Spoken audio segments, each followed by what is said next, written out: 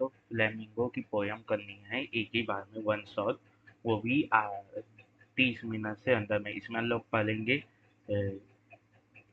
इसमें हम लोग समरी पढ़ेंगे, थोड़ी बहुत थीम डिस्कस कर लेंगे, पोएट्री डिवाइसेस पढ़ लेंगे और कुछ क्वेश्चन पढ़ लेंगे। तो पहले ये बात कर लेते हैं कि फ्लेमिंगो की पोयम से कितने मार्क्स के क्वेश्चन आते हैं। 10 मार्क्स के क्वेश्चन आते हैं, 6 में चल देते हैं और 4 क्वेश्चन आंसर में चल देते हैं। मतलब टोटल में 3 क्वेश्चन आंसर में कैसे होता है, 2-2 मार्क्स के 3 क्वेश्चन आते हैं, जिनमें से कोई 2 क्वेश्चन करने रहते हैं।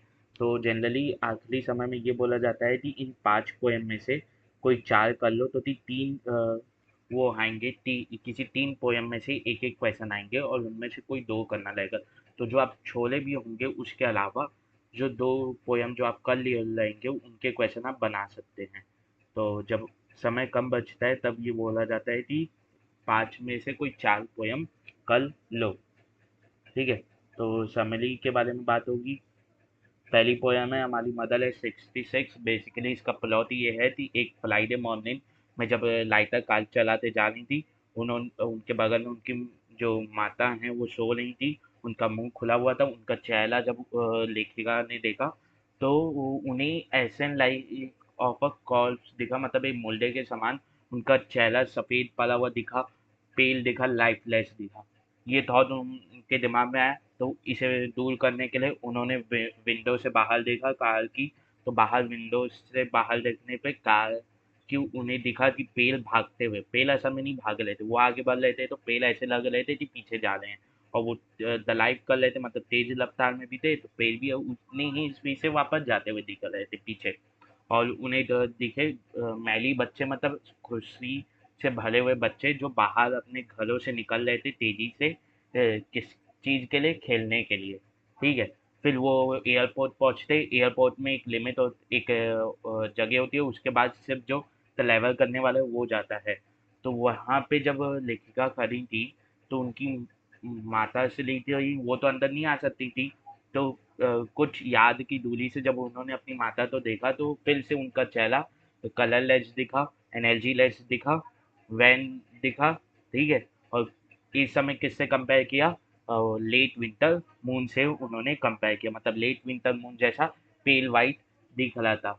जैसे विंटर मून फॉग से ढका जाता है, वैसे ही उनकी मदर का चेहरा किससे ढका गया था, बुढ़ापे से, उमर दराज बल्टी उमर से ढका गया था। ठीक है, पर उन्होंने ये दिखने नहीं दिया उनकी मदर को। स्माइल किया और अपनी मदर को रीअश्योर किया थी, अम्मा मीट यू सून अगेन, मतलब कि फिर से मिलते हैं जल्दी। ठीक है, तो इसमें क्या याद रखना है, कमला दास है, पोएट है। ये चीज़ याद रखनी नहीं है कि वो अपने ओपन नेट जो उनकी पोएट्री या उनकी राइटिंग में दिखता है उसके लिए फेमस है। ठीक है, ये ओपननेस कैसे, उन्होंने अपनी माँ का चेहरा तो सीधा एक मुर्दे के चेहरे से कंपेयर कर दिया, तो ये ओपननेस दिखती है। अब आते हैं समरी ऑफ द पोयम में। समरी ऑफ द पोयम क्या है, the poem my mother as 66 by Kamala Das is a touching expression of a daughter's love and concern for her aging mother. The poet describes a moment when she is traveling in a car with her mother, who is dozing off beside her. As she looks at her mother's pale, tired face, she is struck by painful realization of her aging and the possibility of losing her. This thought fills her with fear and sadness. मतलब ये जो poem है my mother is 66, ये कमला दत्त जी द्वारा रचित है। ये दिल को छू जाने वाले एक भाव को प्रकट करती है। और वो भाव क्या है, एक बेटी का अपनी वो उमर दराज माँ के लिए जो स्नेह रहता है, उनके लिए जो चिंता रहती है, तो उनके लिए जो कंसर्न रहता है, उसे ये पोतले करता है। अब पोएट इस चीज को कैसे दिखाती है, वो एक लम्हे या एक मोमेंट तो डिस्क्राइब करती है जब वो कार से ट्रैवल कर रही रहती है और उनकी जो मदर हैं वो उनके बगल में सो रही रहती हैं, बगल वाली सीट में सो रही रहती हैं। तो जब उन्होंने अपनी मदर के पेल और थके हुए चेहरे की ओर देखा तो वो उन्हें एक दर्दनीय रियलाइजेशन हुआ, एक दर्द देखा देता हुआ रियलाइजेशन हुआ कि उनकी मदर उम्र दराज होते जा रही, वो एक नए से स्टेज ऑफ लाइफ जो बुढ़ापा है उसमें एंटर कर चुकी है और उसमें अग्रसर हो चुकी है। ठीक है। और अब एक पॉसिबिलिटी भी उन्हें देख रही है कि वो अपनी माता को खो सकती हैं। अब ये जो दिमाग में थॉट आया ये उन्हें डर और उसे उदासीनता से भर देता है। डर किस चीज का? लूजिंग का। उदासीनता क्या? उनसे सेपरेट होने की। ठीक है। To distance herself from distressing reality, she looks outside at the young trees lushing past and the children's playing, which symbolizes youth, energy, and life. However, when she reaches the airport and bids her mother goodbye, the same fear of separation resurfaces. Despite her sadness, she hides her emotion, smiles, and reassures her mother, trying to mask her, her deep sorrow. तो क्या होता है, अपने आप को इससे डिस्टलेस करने थे, ये जो दुखनीय रियलिटी है, जो सत्य है इस ब्रह्मांड का, उससे अपने आप को हटाने के लिए वो तो विंडो के बाहर देखती हैं तो उन्हें यंग टिलीज दिखते हैं, लसिन तेजी से दौड़ते हुए पास होते हुए टिलीज दिखते हैं, और जो बच्चे हैं वो खेलते हुए दिखते हैं। ये किसे सिंबलाइज कर रहा है? यूथ को सिंबलाइज कर रहा है, एनर्जी को सिंबलाइज कर रहा है, और लाइफ को सिंबलाइज कर रहा है। तो ये किसके कौन तलाश है? ये कौन तलाश है? उनकी मदर के। उनकी मदर जो है वो एक ऐसे टाइम ऑफ लाइफ को सिंबलाइज कर रही है जहाँ पे बहुत कम एनर्जी है, जो ओल्ड नेस को रिप्रेजेंट कर रहा है, या लैक ऑफ ताकत वाइटलिटी को रिप्रेजेंट कर रहा है। तो जब वो एयरपोर्ट पहुंचती हैं और बाय बोलती हैं अपनी मदर को, तो उनका जो एक डर था, बचपन था, जो अपनी मदर से सेपरेट होना होता है, वो वापस से उभर जाता है। वो वापस से नोटिस होने लगता है उन्हें। ठीक है। इसके बाद भी वो अपने दुख तो छुपाती हैं, और चाहते अपनी मदर को दिखने नहीं देती कि उन्हें दुख है और मुश्किल आती है, और अपनी मदर को रीअश्योर करती हैं कि फिर से मिलेंगे। और कोशिश करती हैं कि जो उनका ये डीप सॉरो है, ये डीप जो दर्द है, इसे वो छुपा सके। Poem beautifully capture the universal theme of ageing. यही तो थीम हो जाती है पोयम की। एजिंग थीम हो जाती है पोयम की। मतलब कि यूनिवर्सल थीम ऑफ एजिंग, मतलब जो भी इस धरती पे प्रकट हुआ, जो भी इस धरती पे एक इंसानी लोग यानी बता देते हैं, एक जीवित प्राणी के रूप में आए हैं, उसे कभी ना कभी तो जाना ही है। जैसे श्री राम जी भी बच्चे के रूप में आए थे, फिर वो भी उम्र, अलग अलग उम्र हुई उनकी, वो भी बच्चे बने, फिर फिर ताते थे टीनेज में आए, फिर अडल्टहुड में आए, फिर अडल्टहुड में उन्होंने समाधि ले ली। ठीक है। रामायण के अंत में उन्होंने समाधि ले ली थी। तो वही है। तो जो हमारे मर्यादा पुरुषोत्तम राम जी हैं, जो मतलब जो भगवान है, वो भी इस एजिंग मतलब इस उम्र के बढ़ने, उम्र के बीतने, तो ये उम्र दराज होने से बच नहीं पाए। तो ऐसा नहीं हो सीधा बच्चे के रूप में प्रकट हुए और सिर्फ बच्चे के रूप में ही उन्होंने अपने पूरे वो किए काले, या सिर्फ वो एडल्ट रूप में प्रकट हुए और पूरे अपने काले किए, नहीं। उन्होंने डिफरेंट स्टेजेस ऑफ लाइफ को जिया। तो ये जो भगवान भी है वो भी लिविंग बीइंग के रूप में आ जाते हैं। तो वहां पे भी दिखता है ये थीम ऑफ एजिंग, मतलब ये यूनिवर्सल है, कोई भी इससे बच नहीं सकता। इनएविटेबल पैसेज ऑफ टाइम है, मतलब पैसेज ऑफ टाइम है, मतलब टाइम की बहनी को हम लोग कभी भी नकार नहीं सकते कि टाइम बीतता जाता है, इसे हम लोग नकार नहीं सकते। The silent suffering of separation between a parent and a child, एक साइलेंट सफलिंग, एक अनकही सफलिंग जो पेरेंट और चाइल्ड दोनों ही झेलते हैं एक दूसरे से अलग होने पे। एक दूसरे से अलग होने के डर से पेरेंट्स भी झेलते हैं और चाइल्ड भी झेलता है। दोनों एक दूसरे तो बता नहीं रहे इसीलिए साइलेंट है, पर झेल दोनों रहे हैं। अब थीम की बात करते हैं। थीम जो है वो मॉर्टेलिटी, मतलब कि जो भी इस धरती पे आया है उसे कभी ना कभी जाना है। इसके बारे में बात करते हैं। मतलब जो डेथ है वो इनएविटेबल है, डेथ को निकाला नहीं जा सकता, मृत्यु से बचा नहीं जा सकता। और हमें ये तब रियलाइज होता है जब हम अपने लव्ड वंस को, जब हम अपने लव्ड वंस को उमर दराज होते हुए देखते हैं, मृत्यु की ओर अग्रसर होते हुए देखते हैं। जो और थीम क्या हो सकती है? मतलब मेमोरी और टाइम, मतलब समय, और जो हमारी मेमोरीज है, यादें हैं, वो भी थीम हो सकती है। देते हैं पोयम स्लैश करती है फ्लीटिंग नेचर ऑफ टाइम को थी एक ना लोकी जाने वाला बहाव है समय का और जिसे रोका नहीं जा सकता उसके ऊपर वो मारता है मतलब कि एम्फोसाइज दबाव डालता है ये poem. Power of memories power of memories मतलब जब हमारे वो जो प्रियजन है वो हमसे दूर हो जाते हैं किसी भी कारणवश तब भी वो हमारी यादों में हमारे साथ रहते हैं। तो ऐसा नहीं होता कि अगर वो दूर हो गए तो हम उनके बारे में कम्प्लीटली भूल जाते हैं हम उनसे कभी भी कम्युनिकेट नहीं कर सकते वो हमारे दिल के अंदर किसी कोई याद में हमारे साथ रहते हैं। लव स्नेह प्रेम को भी दिखाता है। एक प्रेम जो एक मदर और उसके चाइल्ड उसके बच्चे के बीच में रहता है जो अनब्रेकेबल है चाहे मृत्यु वो ही ना आ जाए और जो चाहते थे टाइम और मृत्यु के पले है। ये जो प्रेम है ये जो बॉन्ड है इसे तोला नहीं जा सकता।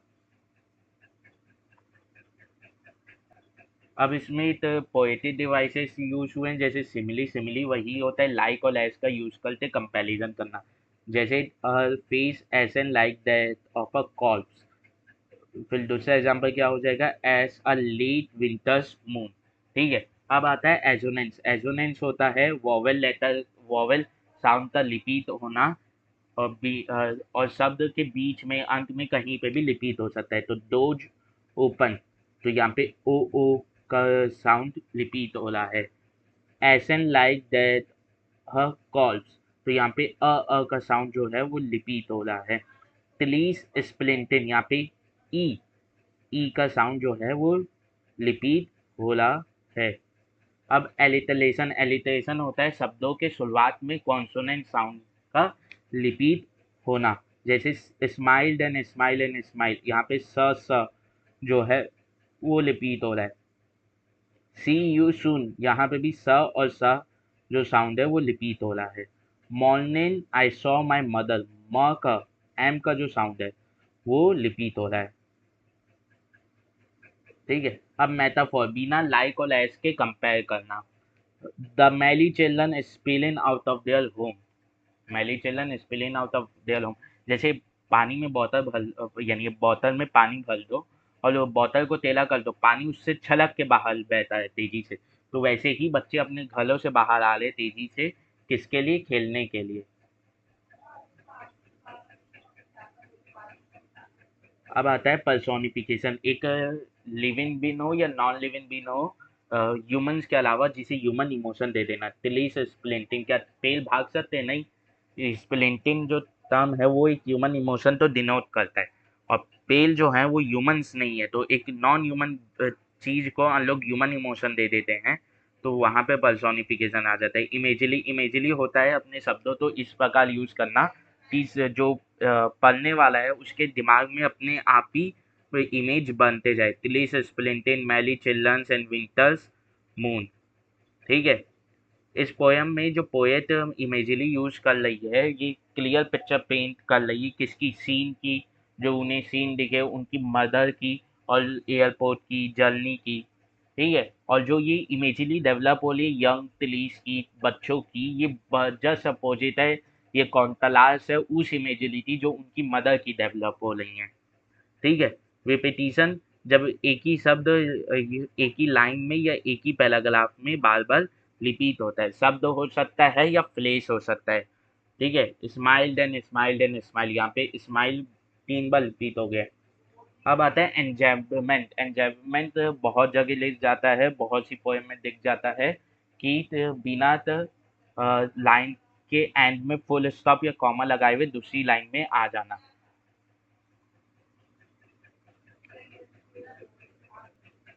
अब आते हैं इसके क्वेश्चन पे। The comment on young trees and merry children spilling out of their home इसके बारे में बताना है। तो बेसिकली पोयम में किस चीज के बारे इसके बारे में क्या बताया गया है। सिर्फ ये बताया गया है कि ये जो है ये उसकी मदर यानी जो लेखिका है उनकी जो मदर है उनसे बहुत ज़्यादा उनकी कंडीशन से कॉन्ट्रास्ट है मतलब उनकी कंडीशन से बहुत भिन्न है। उनकी कंडीशन से जस्ट अपोजिट है वही लिखना है। The image of young Tillis and Melly children contrasts with the poet's mother suckling and advancing year as well as her own worries and fear. लेखिका की मदर का तो समझ में आते हैं, उनकी सफलीन और एडवांसिन ईयर मतलब ये उमल दलाल जो होते जा रहे हैं उनके अलग है। पर लेखिका के किस वली और पियर से कौन तलाश है, यानी कैसे उससे कौन तलाश है। यंग जो है, यंग तिलीस एक हैप्पीनेस को डिनोट करता है, और मैली चिल्ड्रन में जो मैली है उसका मतलब ही हैप्पी होता है। तो क्या होता है तो क्या होता है कि लेखिका यहाँ पे चिंतित है अपने मदर को खोने के लिए, और ये जो पेल है ये हैप्पीनेस तो डिनोट कर ले, बच्चे हैप्पी हैं तो ये क्या मेरा वली लेना और मेरा हैप्पी लेना क्या एक दूसरे से अलग है, एक दूसरे तो कौन तलाश कर रहे हैं, तो वही यहाँ पे हुई है बात। इन contrast to the poet's mother who is old, deteriorating and weak, these Tilly's and Kiss are young, energetic and happy। ठीक है, वही बात हुई है।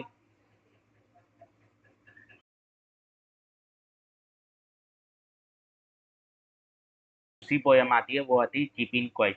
इसके जो लेखक है वो हैं पैब्लो नेरूदा। इसमें लेखक ये बोलना चाह रहे हैं कि अगर हम कुछ क्षणों के लिए भी शांत हो जाएं तो हम बहुत सी चीज़ों, बहुत सी प्रॉब्लम का वो कर पाते हैं, सॉल्यूशन निकाल पाएंगे, बहुत सी प्रॉब्लम अपने आप ही खत्म हो जाएगी। और हमें एक समय मिलेगा, हमें कुछ क्षण भर का समय मिलेगा जिसमें हम अपने ही कर्मों, अपने ही एक्शंस, हम अपने ही कर्म जो हम लोग कर रहे हैं उसके ऊपर ध्यान दे पाएंगे, उसके बारे में सोच विचार कर पाएंगे, मतलब इंट्रोस्पेक्शन कर पाएंगे, रिफ्लेक्ट कर पाएंगे अपने ही कर्मों के ऊपर।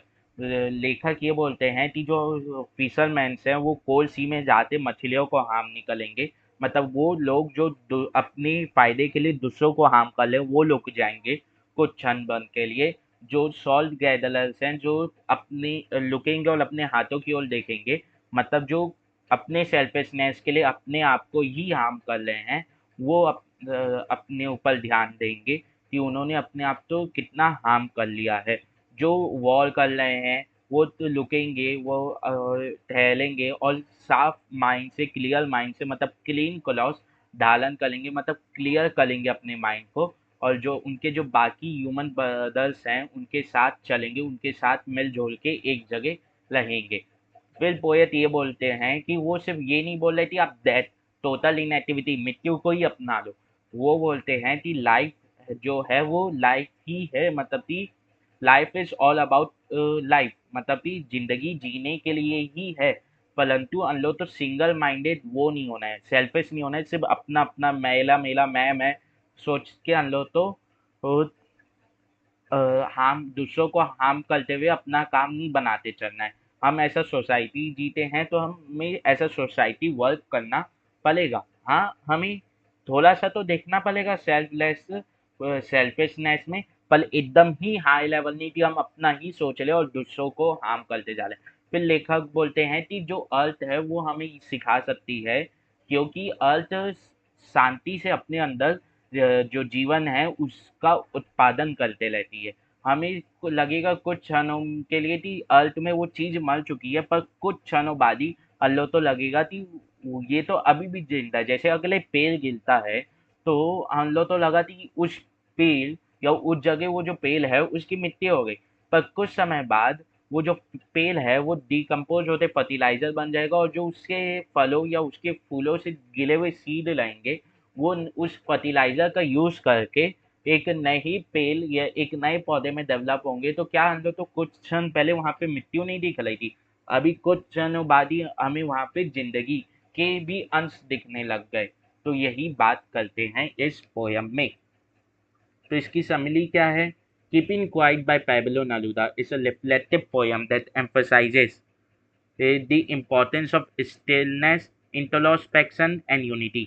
एक रिफ्लेक्टिव पोयम है ये जो पोयम है keeping quiet Pablo Neruda. Reflective poem मतलब जो हमें अपने ही कर्मों, अपने ही कामों के ऊपर सोच विचार करने में मजबूर कर ले, और ये एम्फसाइज करती है इम्पोर्टेंस के ऊपर। किस चीज़ के इम्पोर्टेंस के ऊपर? हमारी स्टिलनेस, शांत रहने के भाव के इम्पोर्टेंस के ऊपर। इंट्रोस्पेक्शन मतलब अपनी कर्मों के बारे में सोचना, अपने कर्मों के बारे में पढ़ने के ऊपर हमें सोच विचार करना है कि हम कैसे काम कर रहे हैं।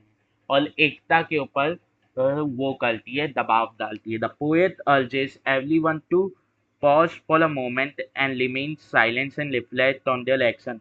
पोएट चाहते हैं कि हर कोई कुछ क्षणों के लिए ही रुके, शांत बैठे और अपने ही कर्मों पे वो करे, रिफ्लेक्ट करे, मतलब अपने ही काम जो वो किए हैं अब तक उसके ऊपर सोच विचार करे।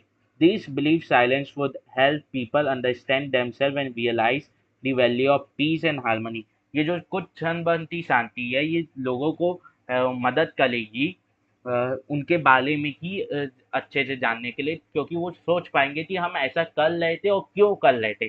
पहली बात, हम कर रहे थे, कैसे कर रहे थे और क्यों कर रहे थे। ये जब वो जानेंगे तो उन्हें पता चलेगा कि उनके थॉट्स अभी तक कैसे थे, मतलब वो अपने बारे में अच्छे से समझ पाएंगे और उन्हें रियलाइज होगी किस चीज़ की वैल्यू, शांति और एकता से जीने की वैल्यू थी। अगर वो इन सब ख्यालों को छोड़ के अशांति से एकता से जीते तो उन्हें क्या होता। Naluda highlights how excessive activity and thoughtless action often lead to harm for both human and nature। कि बिना सोचे समझे बहुत ज़्यादा हम जो कुछ भी करते रहते हैं, इससे जो नुकसान है वो सिर्फ नेचर का नहीं हो रहा, वो एट दी एंड ह्यूमंस का भी हो रहा है। तो कि हम जो है उस धरती पे नेचर के कारण ही जीते हैं। एक लाइन होती है कि human need nature but nature does not need us. मतलब कि इंसानों को नेचर की ज़रूरत है, पर नेचर को इंसानों की ज़रूरत नहीं है। प्रकृति बिना इंसानों के भी वैसी चलेगी जैसी वो चलते आई है या चल रही है। पर इंसान बिना प्रकृति के नहीं रह सकते जिंदा। He uses imagery such as fishermen not harming whales, shore gatherers avoiding injury to show a temporarily pause can prevent damage to both others and oneself। मतलब ये टेम्पररी पॉज जो है वो खुद को जो हार्म हो रहा है और दूसरों तो हार्म हो रहा है उसे भी प्रिवेंट कर सकता है। He also criticizes war and destruction, urging people to replace violence, anger and hatred with love, peace and unity। मतलब कि वो वॉर, जंग और जो तबाही है उसे भी क्रिटिसाइज करते हैं, उसके भी खिलाफ हैं। और वो बोलते हैं जो वायलेंस है, एंगर और हेटलेड है, उसे हम प्यार, पीस और यूनिटी, एकता से रिप्लेस कर दें। पोएट क्लैरिफाइज दैट इस idea of stillness does not mean complete inactivity और आइडलनेस, मतलब मृत्यु को अपना लो, लेजी हो जाओ, इसे नहीं बोल रहे। Instead it calls to take a break from the stressful mechanical pace of life। कि जो हमारी मैकेनिकल पेस ऑफ लाइफ है, जो चलती जा रही है बस, जो क्या कहते हैं बोझदायी जीवन चलते जा रहा है, उससे थोड़ा सा हम लोग तो ब्रेक लेने की जरूरत है और सेल्फ रिफ्लेक्शन की जरूरत है। He the loss inspiration from the earth which appear silent but constantly nurtures life. वो बोलते हैं कि हमें किससे सीखना चाहिए, धरती से सीखना चाहिए, जो शांत नजर तो आती है पर वो कंटिन्यूअसली अपने अंदर जिंदगी को जन्म दे रही रहती है। In the end he quietly exist living the responsibility to humanity to continue practicing self awareness and inner piece.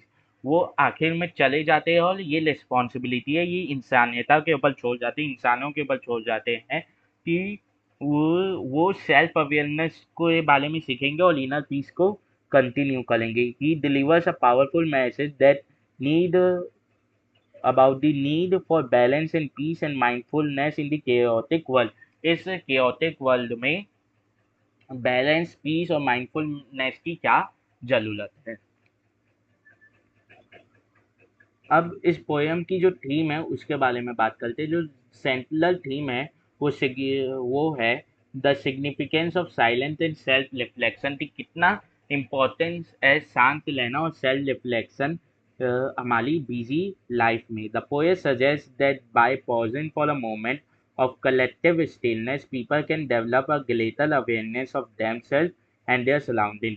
कि एक साथ थोड़े समय के लिए हम शांति से रहें तो हम अपने बारे में और हमारे आसपास की चीज़ों के बारे में बहुत अच्छे तरीके से जान पाएंगे। Believe silence can lead to introspection and a deeper connection with nature, ultimately fostering peace and harmony in the world. जिसके कारण अल्टीमेटली पीस और हार्मनी ही हमारे दुनिया में आएगी। तो थीम क्या हो सकती है? Theme for the need for quite, हमें शांत रहने की ज़रूरत है, हमें अपने ऊपर सोच विचार करने की जरूरत है। रिफ्लेक्शन एंड अंडरस्टैंडिंग वही हो जाता है सोच विचार करना। यूनिटी एंड हार्मनी मतलब एकता और एक साथ जीने के बारे में बात करते हैं।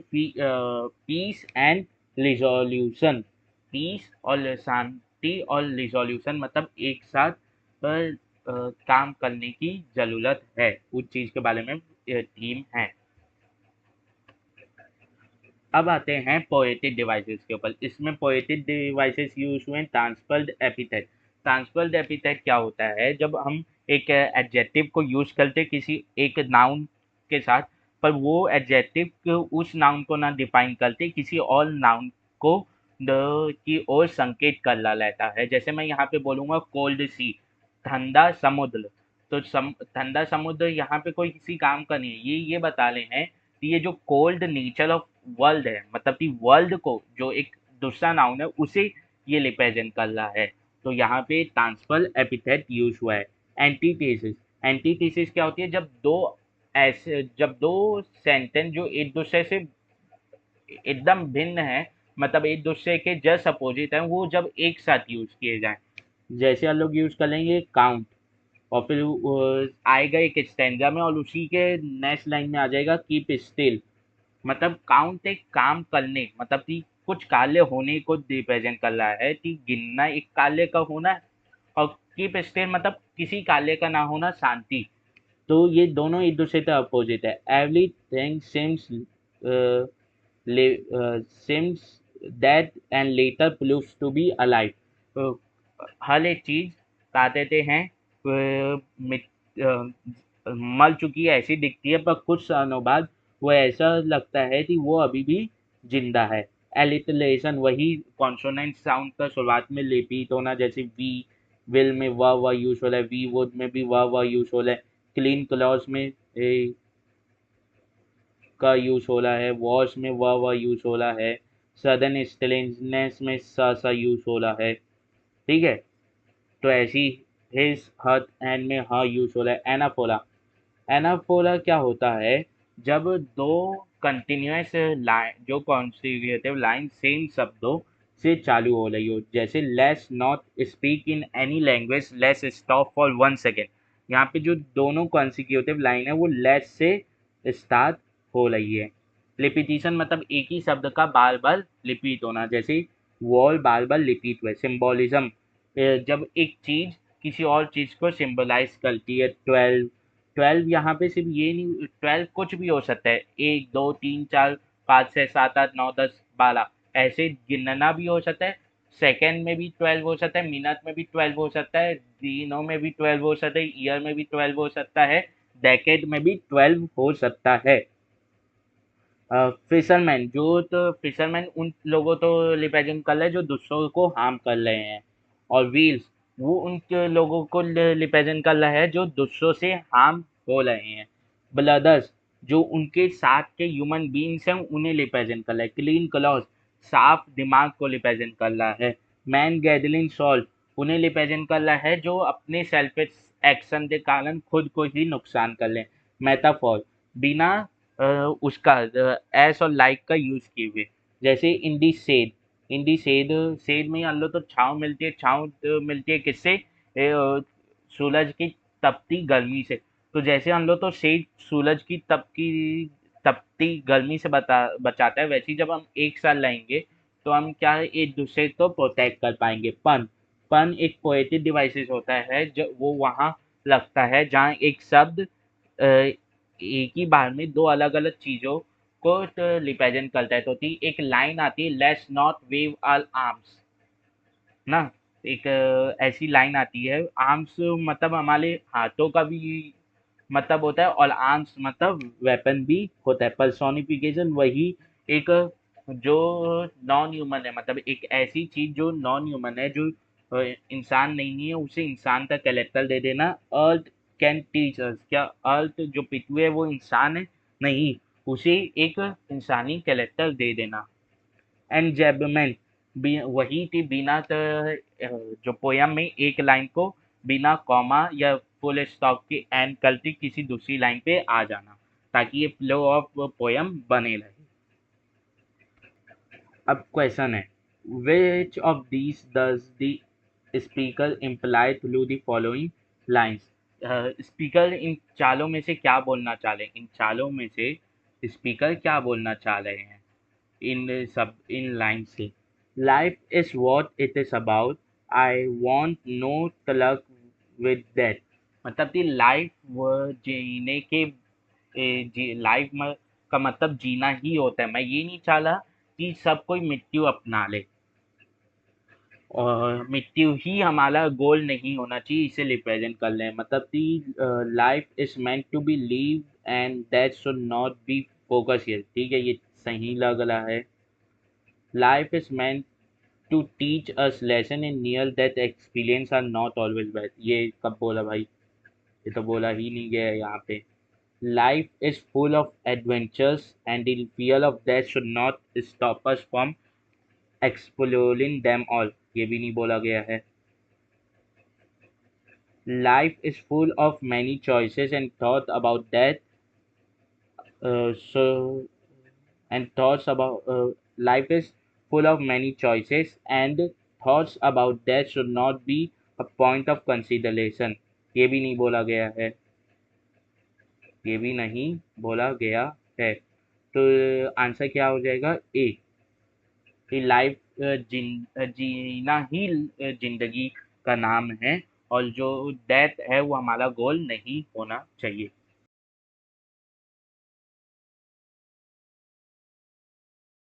तीसरी पोयम आती है थिंग ऑफ ब्यूटी, और इसके पोएट जो हैं, लेखक हैं, वो जॉन कीस हैं। इस पोयम में जो हमारे लेखक हैं वो बताना चाह रहे हैं कि ब्यूटी जो है वो किसी भी चीज़ में पाई जा सकती है, और ब्यूटी सिर्फ ये नहीं है जो आप तो क्षण भर, मतलब जब आप उसे देखें या जब वो आपके पास है चीज़, तभी आप तो आनंद का अनुभव करवा ली है। ब्यूटी वो हर एक वो चीज़ है जो आपके पास हो ना हो, पर आपकी जो यादों हैं उसमें रह जाएं, और आपको जब भी उन यादों को आप याद करें तो आपको एक आनंद का अनुभव होना चाहिए। और ब्यूटी जो है वो किसी एक बाउंड पर्सपेक्टिव के अंदर नहीं है कि ब्यूटी ऐसी ही होती है। ब्यूटी कुछ भी हो सकती है। ब्यूटी कुछ भी हो सकती है, कि हर एक पर्सन के लिए ब्यूटी अलग है, सुंदरता हर इंसान के लिए अलग होती है, क्योंकि हर का थिंकिंग का पर्सपेक्टिव भी अलग होता है। हम लोग एक डिफाइन करते नहीं लग सकते कि इस बाउंड्री या इस ढांचे के अंदर जो बैठेगा वही ब्यूटी है। ये इस पोयम में लेखक बोलना चाह रहे हैं। अब आता है summary of the poem.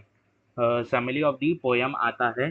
The poem a thing of beauty is an excerpt from John Keats longer poem Endymion. मतलब कि दाते थे जॉन की कीस की एक बड़ी सी पोयम है, एंडीमियन, उससे लिया गया है, उसका ये एक भाग है। It highlights the idea that beauty is eternal and a source of Joy. मतलब ब्यूटी इटर्नल है, उसे मिटाई नहीं जा सकती, और वो एक आनंद का अ, अनुभव करवाती है, और आनंद यानी हमारे खुश रहने का एक सोर्स है।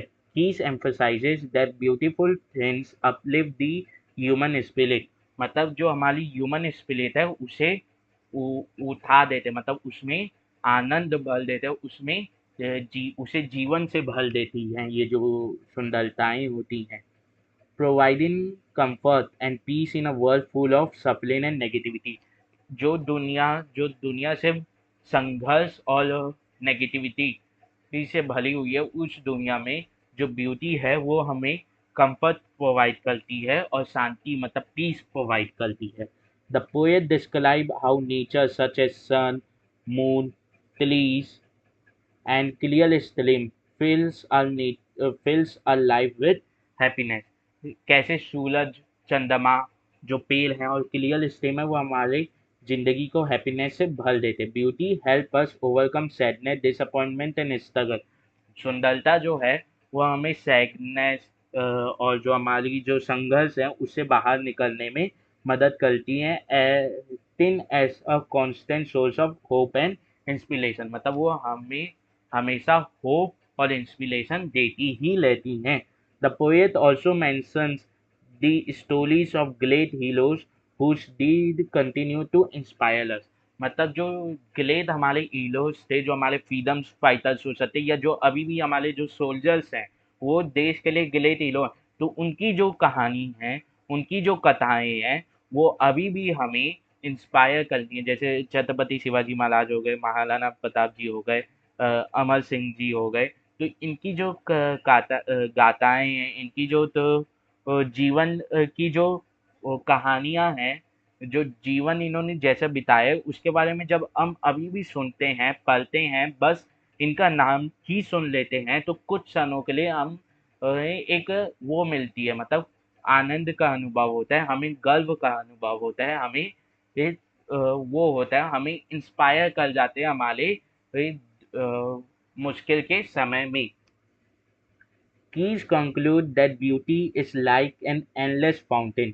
ब्यूटी एक खत्म ना होने वाला झरने के बराबर है, that continuously nourishes and refreshes our soul, making life worth of the living. मतलब जो जिंदगी को जीने के लायक बनाता है। अब आता है central idea of the poem या थीम ऑफ द पोयम बोल सकते हैं। Beauty serves as a divine elixir, मतलब कि ये एक अमलेट है जो भगवान के द्वारा दिया गया हुआ, जो एक एवरलास्टिंग फाउंटेन है, मतलब हमेशा लहने वाला, हमेशा बहने वाला झरना है। किसका? खुशहाली का, जॉय का, जो हमारी सोल को नलिश करता है। It manifest in countless form, वो किसी भी काउंटलेस फॉर्म में, तो वो किसी भी फॉर्म में, किसी भी रूप में आज प्रकट हो सकता है। Be it captivating tales, a radiant sunset or silent majesty of the moon, चाहे वो तो हिलोहिक टेल्स, बहुत महान गाथाएं हों, या वो एक छोटा, या वो सिर्फ एक थोड़ा सा सुंदर सनसेट हो, या वो शांत सुंदरता हो किसकी? चंद्रमा की। This beauty soothes our spirit and leaving an unforgettable impression on our, वो हमारे दिलों पे ऐसा छाप छोड़ जाती है जिसे मिटाया नहीं जा सकता। अगर मैं एक पूर्णिमा के चांद को देखूं, या एक डूबते हुए सूरज को देखूं, सूर्यास्त होते हुए देखूं, तो उस समय जो पिक्चर बनती है, वो अपने आप में इतनी ज़्यादा सुंदर है कि मैं अगर उसे एक बार देख लूँ, तो मैं उसे अपने साथ पूरी ज़िंदगी भर कैरी ऑन कर सकता हूँ, और जब भी मैं उसके बारे में सोचूंगा, तो वो मुझे एक जॉय का ही अनुभव करवाएगी, वो मुझे भी कभी सैडनेस का अनुभव नहीं करवाएगी। ठीक है? It brings comfort and promote inner peace and enhances our living, hence our well being, मतलब वो हमें कंफर्ट प्रोवाइड करती है और हमारे अंदर एक इनर पीस लाती है। Like a powerful remedy, it dispel gloom and fills a life with joy. जैसे तो दवा है, ये एक बहुत शक्तिशाली दवा है, जो हमारे अंदर से ग्लूम, मतलब सैडनेस, उदासीनता तो हटा के हमारी जिंदगी को खुशहाली से भर देती है, reminding us of the simple yet profound wonder that makes existence meaningful, जो सीधे साधे बस आश्चर्यजनक कर देने वाली वंडर्स को रिप्रेजेंट करती हैं, जो हमारी एग्जिस्टेंस है, हमारा जो जीवन को में जीने का जो वो है, उसे मीनिंगफुल बनाती है, कि हमारा धरती पे जीने का कोई अर्थ तो है। अब आता है पोएटिक डिवाइसेस। पोएटिक डिवाइसेस क्या हो जाएगा? वही एलिटरेशन, शुरुआत में तो कॉन्सोनेंट साउंड का यूज होना, जैसे नोबल नेचर में ना ना शुरुआत में यूज हुआ है। मेटाफॉर बिना लाइक और एस के यूज होना, बॉवर्स क्वाइट में जैसे यूज हुआ है। वेडलिन अप फ्लावर बैंड में यूज हुआ है। एनाफोरा वही स्टार्टिंग के लाइन, कॉन्सिक्यूटिव लाइन में सेम शब्द का यूज होना, ऑफ और ऑफ।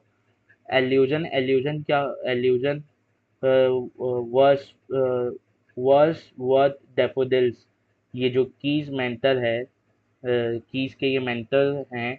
फाउंटेन ऑफ इमॉर्टल डिलीन, allusion to the legendary fountain of youth. Grandeurs of dooms, allusion to doomsday और judgement day in the Bible. ठीक है? तो ये एल्यूजन जो है, वो तो बहुत बड़े मीनिंग्स को छोटे शब्दों में लिख देना होता है। जैसे ग्लैंडियल ऑफ डूम्स ताते थे जजमेंट डे जो क्रिश्चियन माइथोलॉजी और इस्लामिक माइथोलॉजी में माना जाता है कि दुनिया के अंत जब होगा तो उनकी माइथोलॉजी में ये माना जाता है कि एक जजमेंट डे आएगा जहाँ पे ऊपर से फरिश्ते उतरते जजमेंट प्रोवाइड करेंगे सभी ह्यूमंस पे। ठीक है। ऑक्सीमोरॉन क्या होता है? जब दो अलग अलग शब्दों, दो अलग अलग मीनिंग जो एक दूसरे से जस्ट अपोजिट है, उन शब्दों को एक साथ यूज करना। माइटी डेथ, माइटी का मतलब और डेथ का मतलब जस्ट अपोजिट है। ग्लैंडियर्स ऑफ डूम्स अलग है। ग्लैंडियर मतलब ग्लैंड और डूम्स मतलब डिस्ट्रक्शन, बहुत अलग अलग चीजें होती हैं। इन्वर्जन, इन्वर्जन मतलब ऐसे हमारी लाइनों को लिखना ताकि एक फ्लो बने रहे पोयम में। मतलब वी आर रेडलिन, तो मतलब कि हम पोते हैं को आर, क्या हम पोते हैं ऐसे लिख देना। एसन डेटॉन मतलब कि जब हम वर्स का एक लेस यूज करते हैं, वर्स को एक साथ यूज करते हैं कंटिन्यू बिना यानी जब उनके बीच में कॉमा और सेमीकोलन यूज करके, पर कोई कंजंक्शन नहीं आता। अब इसके क्वेश्चंस पे आते हैं कि ब्यूटी इज लेफ्ट अनडिफाइंड, कि ब्यूटी को अच्छा है हम अनडिफाइंड छोड़ देते, उसकी कोई बाउंड्री सेट नहीं करते। Support your position on this statement with lessons coupled with idea in the poem. ठीक है, हमें पोयम के आधार पे इसके ऊपर बात करनी। Beauty is left undefined resonates because it captures the subjective and multi facet nature of beauty. मतलब कि ये एक सब्जेक्टिव थी, कैसी हो सकती है ब्यूटी, प्लस मल्टी फेसेड मतलब हर किसी के लिए ब्यूटी अलग है। मतलब कि ऐसा नहीं है कि एक ही पर्सपेक्टिव से हमें ब्यूटी मिलेगी, ब्यूटी बहुत अलग है, इसे कैप्चर करती है। John Keats poem a thing of beauty amplifies that, उसके ऊपर बल डालती है। The poem celebrates the joy found in beauty and not in its specific form, कि ऐसा नहीं कि ब्यूटी ऐसी ही होगी तो हम उसे ब्यूटी मानेंगे और उससे आनंद लेंगे। ब्यूटी किसी भी फॉर्म में हो सकती है, किसी भी लुक में हो सकती है, और उससे हमें आनंद का अनुभव होता है। From the sun and moon to stories and peaceful moment, beauty हर जगह लाई करती है। Defining it would limits is vastness, जो ब्यूटी इतनी चारों ओर फैली हुई है, अगर मैं ब्यूटी को डिफाइन कर लूँ तो ये जो ब्यूटी है, ये जो फैलाव है ब्यूटी का, इसे वो डिस्ट्रॉय कर देगा। The poem's power lies in the emotion beauty evokes, मतलब कि ब्यूटी के कारण जो इमोशन हमारे अंदर पैदा होते हैं उसके बारे में पोयम बात करती है, जैसे joy, comfort and a connection to life. This experience transcend the definition making beauty and universal language, जो सबके द्वारा समझी जा सकती है। Yet unique to each encounter, मतलब हर किसी के एनकाउंटर के हिसाब अलग अलग भी रहती है।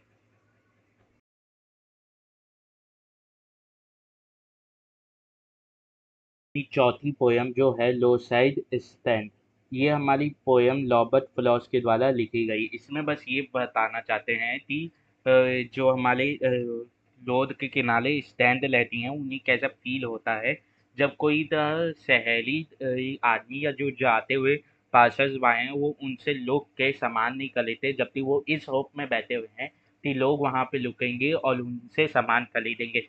वो ये नहीं चाह रहे थे लोग उन्हें फ्री में डोनेशन दे जाए, वो बेगिंग नहीं कर रहे, वो चाह रहे थे वो अपने स्वाभिमान के साथ सामानों को बेचे और लोग उनसे सामान खरीदे। वो शहर में जो पैसा चलता है जिसके कारण शहर इतने डेवलप लेते हैं, वो पैसा अपने हाथों में महसूस करना चाहते हैं, उसे फील करना चाहते हैं। वो चाहते हैं कि जैसी उन्हें चकाचौंध दिखती है या जैसे उन्हें एक लाइफ दिखती है तो फिल्मों में, वैसी वो एक लाइफ का अनुभव करना चाहते हैं। जैसे फिल्मों में दिखाते हैं कि कोई जो बहुत पुअर है वो मेहनत कर करके बहुत अमीर हो गया, तो वैसे वो एक लाइफ का अनुभव करना चाहते हैं। एक अनकहा विश्वास रहता है रूरल पीपल का अर्बन पीपल पे, कि जो अर्बन पीपल्स हैं अगर वो दुकान लगाएंगे रूरल पीपल, तो वो अर्बन पीपल जो हैं वो आके उनसे सामान खरीदेंगे। ये एक विश्वास रहता है जो बोला नहीं जाता पर रहता है। अब फिर ये बताते हैं कि पॉलिटिशियंस और जो ग्लेडी गुड डूअर्स है या बेनिफिशिएंट बीस्ट ऑफ प्ले हैं, ये जो हैं, ये तो उनका कैसे यूज़ करते हैं, सिर्फ दिखाने के लिए उन के पास आते, उनकी चिंता करते, उनका काम करते, दिखाने के लिए बस। लगता है डेवलपमेंट के नाम पे उनका ऐसा लगता है, उन्हें लगता है कि डेवलपमेंट के नाम पे वो काम कर रहे हैं, पर इनका तो और बुरा हाल ही हो जाता है कि इनकी ज़मीन लेके इन्हें किसी विलेज में शिफ्ट कर देना जहाँ फैसिलिटी है, पर क्या वहाँ उस चीज़ से इनका कुछ भला हो रहा है, इस चीज़ पे वो ध्यान नहीं देते। फिर पोएट इस बात से गुस्सा होते हैं कि जब शहर जो पास होने वाला तलैफित है, उनके पास मनी है, तब भी वो क्या लोग के इनसे कुछ सामान नहीं खरीद सकते। और जो तलैफिज है उनका बस यही तो गुस्सा है कि जो पोल है, जो साइन बोर्ड है, उसका कलर कितना खराब हो गया है, तो वो जो सीन है वहाँ का, जो सीनरी है, उसे बर्बाद कर रहा है। प्लस उस साइन बोर्ड में साइन उल्टा लगा हुआ है, नॉर्थ गलत डायरेक्शन में पॉइंट आउट कर रहा है, साउथ गलत डायरेक्शन में पॉइंट आउट कर रहा है। फिर पोयत ये बोलते हैं कि जो तो ठेले वाले हैं जो वहाँ पे शॉप लगाए हुए हैं, उन्हें बस किस कौन सी आवाज़ सुननी है, उन उन्हें सुननी है जो हम लोग गाली में ब्रेक लगाते हैं ना, तो जो आवाज़ आती है बस वो सुननी है। मतलब वो चाहते हैं, वो वो इसी आवाज़ की इच्छा करे बैठे रहते हैं। वो पोएट ये भी बताते हैं कि एक होपनेस है, चाइल्डिश इच्छा, मतलब कि एक बच्चे जैसी इच्छा उन स्टैंड्स में लाई करती है। वो स्टैंड प्लीड यानी रिक्वेस्ट कर ले लेते, प्लेड कर ले लेते, रिक्वेस्ट कर ले लेते हैं जो पार्सल्स बाय ट्रैफिक है कि हमसे कुछ तो खरीदो।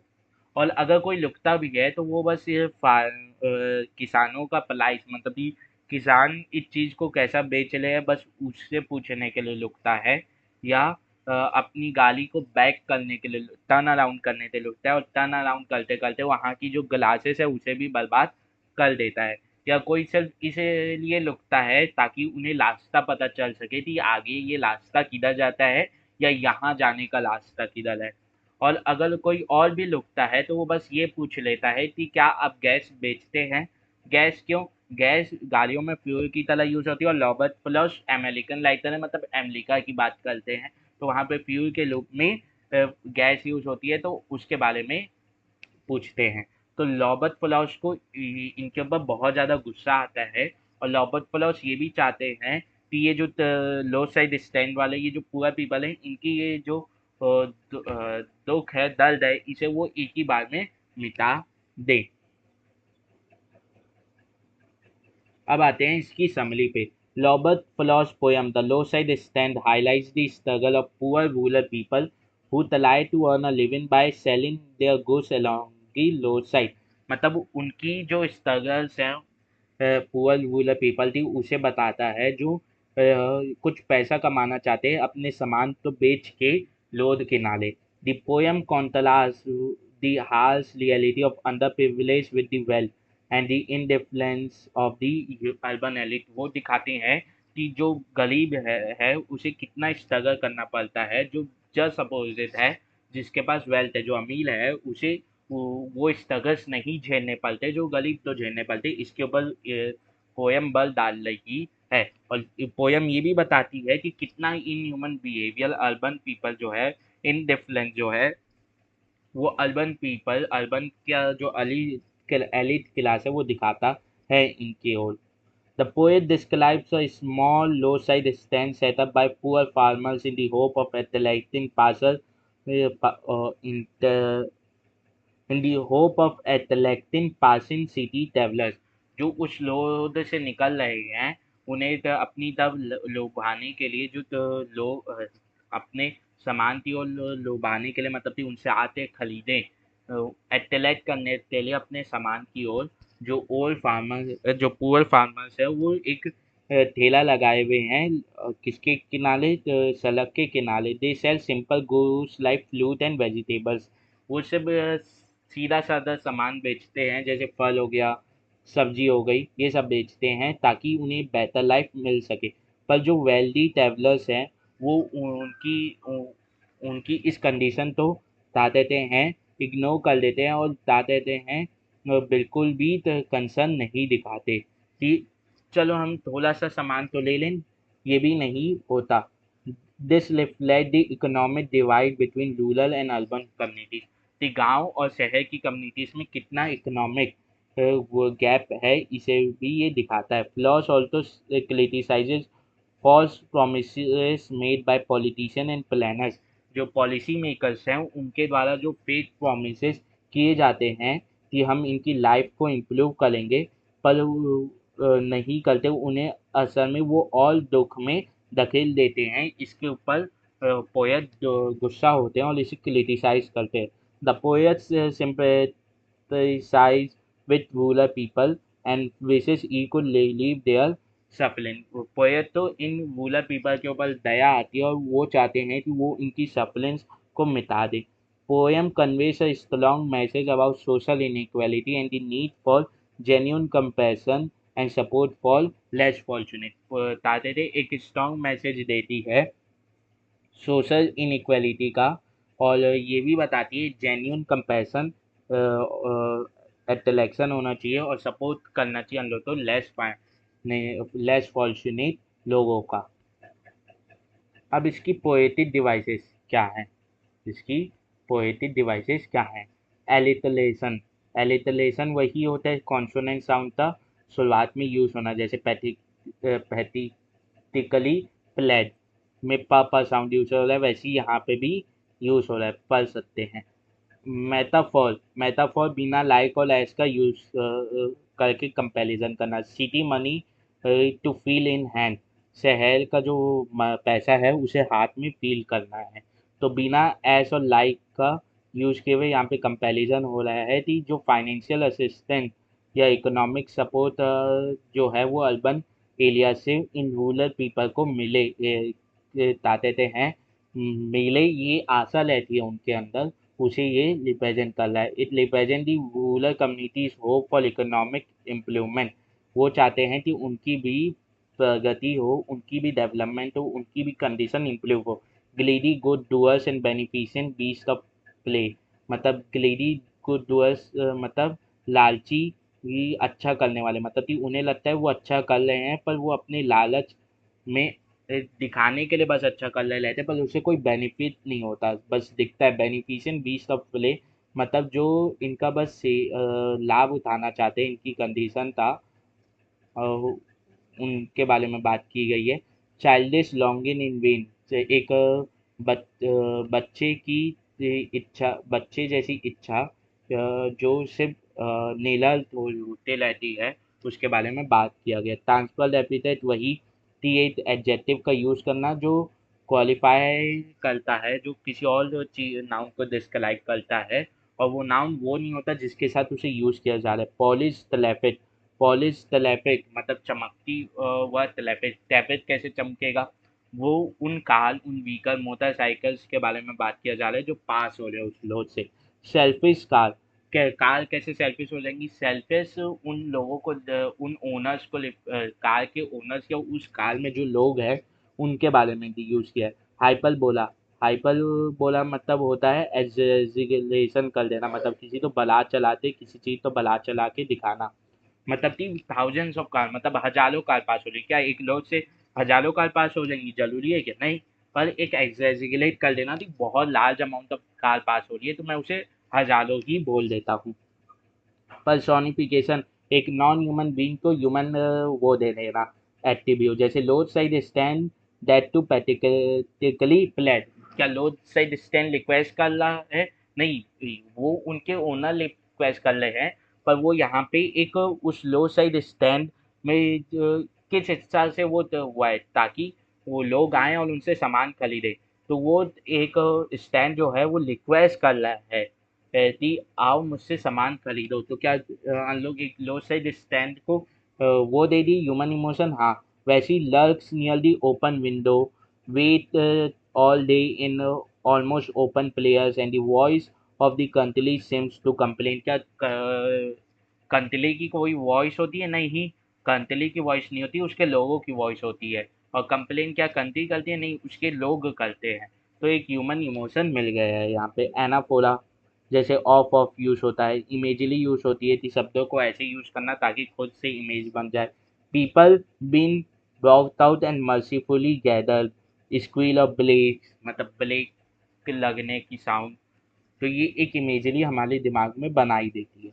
अब आता है सिंबोलिज्म, मतलब कि जब हम शब्दों का यूज करते हैं और वो किसी और चीज को सिंबलाइज कर ला लेता है। It is a literary device where symbols like words where symbols like words characters और object represent abstract idea, theme और concept beyond their literal meaning. मतलब वो अपने मतलब के अलावा तो किसी और चीज़ को सिंबलाइज कर ले लेते हैं। फ्लावर ऑफ सिटीज ऐसा तो नहीं है जो शहर के फूलों की बात हो रही नहीं, जो अर्बन लाइफ है, शहरी लोग हैं, उनके बारे में बात हो रही है। शहर की जो प्रोग्रेस है, प्रॉस्पेरिटी है, उसके बारे में बात हो रही है।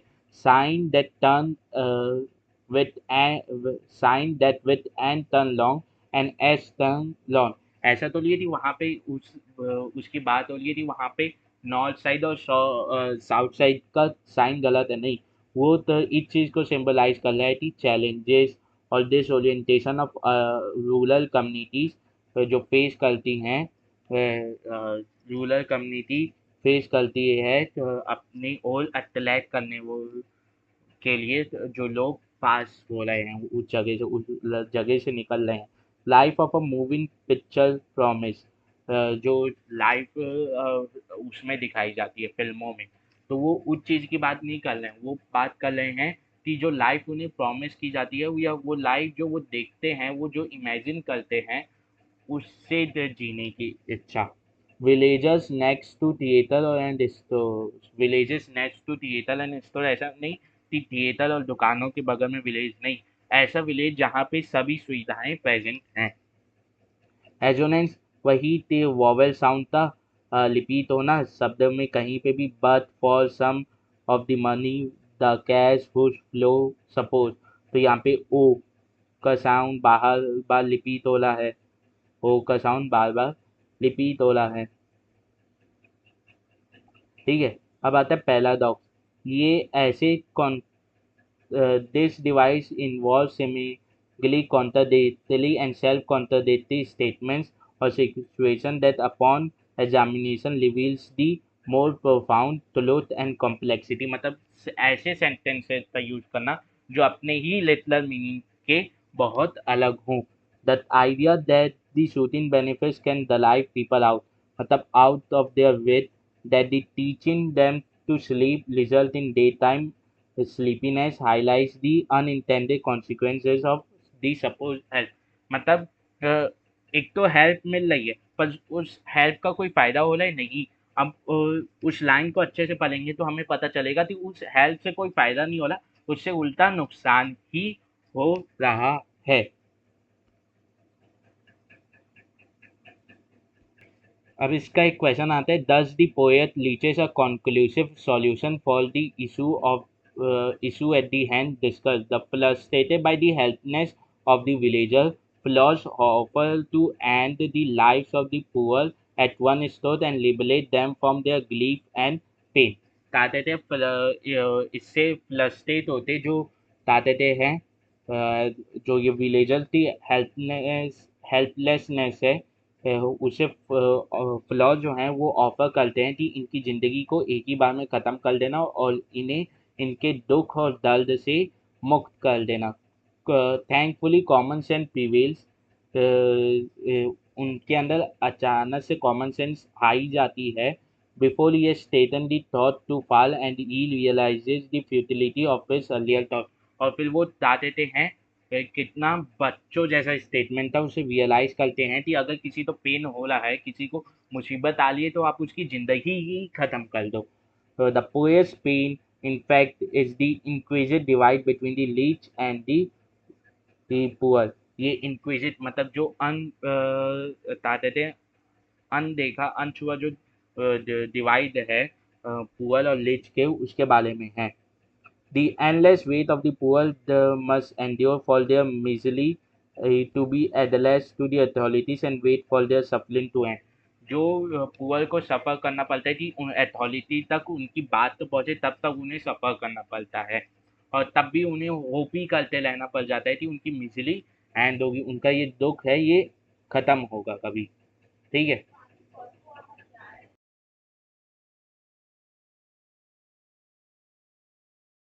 पांचवी पोयम आन जेनिफर स्टाइगल, जिसकी जो पोएट है वो एडेलिन लिच है। एडेलिन लिच जो है ये फेमिनिस्ट पोयम है, और इनका जो वुमेन के लिए जो मोमेंट था उसमें बहुत ज़्यादा अच्छा रोल था। ये अपनी पोएट और अपने वर्क के थ्रू फेमिनिस्ट आइडिया को फैलाती हैं। इसमें ये बात करती हैं, इसमें ये एक ऑपलेस वुमेन के बारे में बात करती है, वुमेन ऑपलेशन की बात करती है, जो उन्हें मैरिज के बाद देखना पड़ता है। हम्म, और इनके जिस कैरेक्टर के थ्रू बात करती हैं वो हैं आन जेनिफर। आन जेनिफर एम्ब्रॉयडरी कर नहीं लेती हैं कपड़े में, और उस एम्ब्रॉयडरी में वो ड्रॉ करती है टाइगर, जो एक खुले यानी जो हरे यानी ताते थे हरे जंगल का निवासी है, वो इधर से उधर उसमें कूदता हुआ दिख रहा है। तो इससे आन जेनिफर अपनी फीलिंग एक्सप्रेस करना चाह रही हैं कि उनके उन्हें आज़ादी चाहिए, उन्हें अपने ऑर्फेनेज जीवन से निकलना है, उन्हें भी फ्रीडम चाहिए, उन्हें भी ऐसे टाइगर जैसे घूमना है, क्योंकि वो भी इस दुनिया की निवासी है। फिर ताते हैं जो पोए लेखिका हैं वो बात करती हैं कि इतना ज़्यादा ऑपलेस है आन जेनिफर कि उनकी हाथ की जो उंगलियां हैं वो टेम्बल कर नहीं लेती है, और वो इतना ज़्यादा दली हुई है, सहमी हुई है, उन्हें इतना ज़्यादा ऑपलेस कर दिया गया है कि उनसे आइवरी नीडल, मतलब जो सिलाई बुनाई की जो नीडल है वो भी खींची नहीं जा रही। परंतु जो टाइगर है ये तो आन जेनिफर का केस है, पर जो वो टाइगर एम्ब्रॉयडर कर रही है वो तो किसी से नहीं डरता, वो जो चाहे नीचे एक इंसानी क्यों ना खड़ा हो उससे भी नहीं डरता, वो अपने हिसाब से अपने मस्त चौड़ा होते इधर से उधर भागता रहता है। ठीक है। अब फिर वो बात करती हैं एडेलिनी लिच, मतलब जो हमारी वो लेखिका हैं, कि मृत्यु के बाद भी जैसे हम लोग मानते हैं कि मृत्यु के बाद इस दुनिया के बंधनों से जो वो है इंसान, वो तो खुल गया, इन बंधन से वो लुप्त हो गया, इन बंधन में अब वो नहीं बंधा हुआ है। परंतु आन जेनिफर के पास वो केस नहीं है। आन जेनिफर मृत्यु के बाद भी उनसे बंधी हुई हैं, उनके जो वो हैं क्या कहते हैं उनके जो हस्बैंड्स हैं उससे बंधी हुई हैं, सोसाइटल एक्सपेक्टेशन से बंधी हुई हैं। परंतु जो टाइगर आन जेनिफर में लॉ किया है वो इधर से उधर खुला घूमते रहेंगे चाहे कुछ भी हो। ठीक है।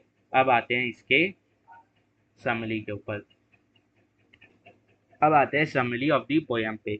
The poem on Jennifer's tiger by the Angeline Rich explores theme of female oppression, gender laws and contrast between the art and the reality. Female oppression के ऊपर बात करते हैं, जेंडर लॉज जो सोसाइटी ने फिक्स कर दिए थी, आदमी यही करेगा, औरत यही करेगी, और इन्हीं के अंदर उन्हें जीना पड़ेगा चाहे कुछ भी हो।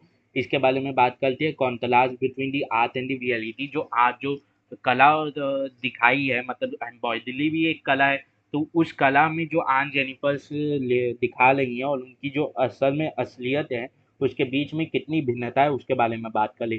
It portrays Aunt Jennifer, a woman trapped in an unhappy and restrictive marriage who expresses her desire and talent through the tiger she embroiders, जो अपना अपनी इच्छाओं और शक्तियों तो दिखा रही हैं टाइगर के थ्रू, जो वो एम्ब्रॉयडर कर लिए। The tigers are vibrant, tiger vibrant है, फियरलेस है और मैजेस्टिक है।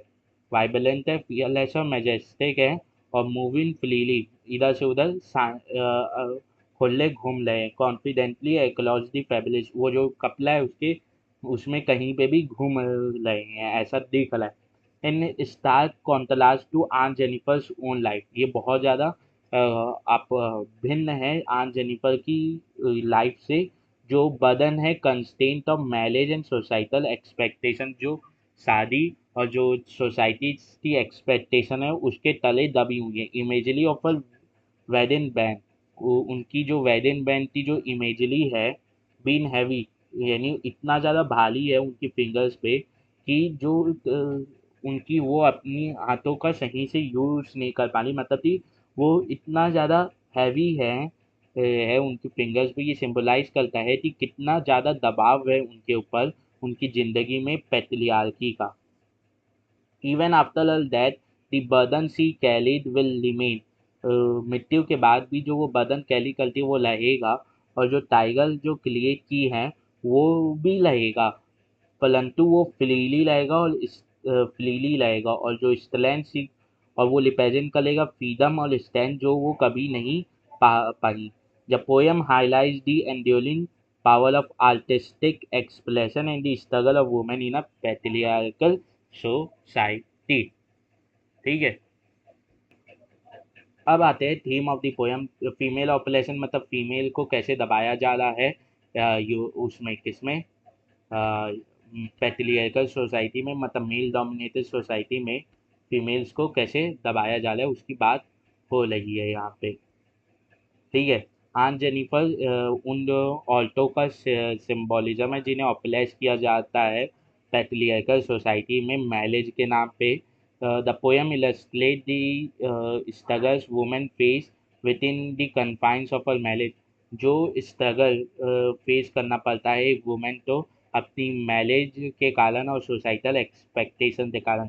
एस्केप एस्केप थ्रू आर्ट, वो इस कंस्टेन उस लेसन से असर में तो नहीं निकल सकती, पर वो अपने आर्ट के थ्रू निकलने की कोशिश करती है। Aunt Jennifer's turn to art as an escape from oppressive reality. जो ये दबाने वाली रियलिटी है इससे एस्केप करने के लिए वो आर्ट का यूज करती हैं। The creation of tiger on the canvas, ये जो कैनवास है जो कपड़े का है इसके ऊपर टाइगर का बनाना इसे रिप्रेजेंट कर रहा है कि उनकी एक इच्छा है फ्रीडम को लेते और अपने आप तो अपने आप अपनी फीलिंग्स को बता पाए, मतलब बोल्ड सेल्फ एक्सप्रेशन, उन्हें भी अपनी जो इच्छाएं है उसे व्यक्त करने का मौका मिले, ये चीज़ को बता ले। मेल डोमिनेंस और शोविनिज्म, शोविनिज्म होता है आप अपनी कोई सी चीज़ को सुपीरियर मान लो और दूसरे की चीज़ को इन्फीरियर मान के आप दूसरे के साथ क्या करो, दूसरे के साथ डिस्क्रिमिनेट करो, ये तो बताना चाहता है। जैसे मेल अपने आप तो हाई सुपीरियर मानते फीमेल्स को वो कर रहे क्या, डोमिनेट कर रहे हैं। इसके बाद आता है आर्ट सिंबोलिज्म, आर्ट के थ्रू सिंबल्स बना सिंबोलिज्म मत किसी और चीज़ को रिप्रेजेंट करना। टाइगर असल में सेलों को रिप्रेजेंट ना करते, उनकी जो इच्छा है कि उन्हें फ्रीडम मिले उसे रिप्रेजेंट कर रहे हैं। कलेज और बोल्ड की टाइगर कलेज और बोल्ड को भी रिप्रेजेंट कर रहे हैं। लिबरेशन टू आर्ट, फ्रीडम मिल रही है उन्हें, फ्रीडम की इच्छा है अपने आर्ट के थ्रू।